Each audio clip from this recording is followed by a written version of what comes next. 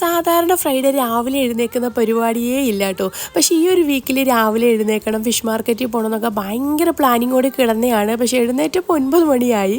അങ്ങനെ നമ്മൾ നേരെ ഫിഷ് മാർക്കറ്റിൽ പോവുകയാണ്, ഈസ്റ്റ് റഫേലുള്ള കേട്ടോ.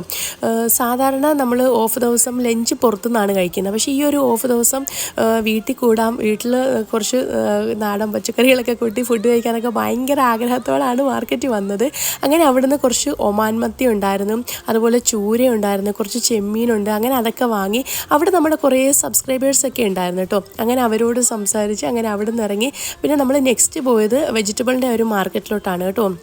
അവിടുന്ന് നമ്മളൊരു സാമ്പാർ കിറ്റ് എടുത്തു, പിന്നെ കുറച്ച് ചീര, കോവയ്ക്ക, അങ്ങനെ കുറേ സാധനങ്ങൾ വാങ്ങി.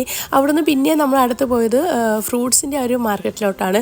അവിടെ വന്നപ്പോഴാണെങ്കിൽ അനാറൊക്കെ ഇരിക്കുന്നത് കേട്ടോ. അനാർ എനിക്ക് കാണുമ്പം പേടിയാണ്, കഴിക്കണമെന്നുണ്ട്. പക്ഷേ കഴിഞ്ഞ തവണ എനിക്ക് പണി കിട്ടിയതുകൊണ്ട് ഭയങ്കര ഒരു ഇതാണ് കേട്ടോ. അതുകൊണ്ട് അനാർ വാങ്ങിയില്ല. പിന്നെ അബ്ദുള്ളയ്ക്കാണെങ്കിൽ അവക്കാഡോ വലിയ ഇഷ്ടമാണ്. അങ്ങനെ അവക്കാഡോ എടുത്തു, ഓറഞ്ച് എടുത്തു.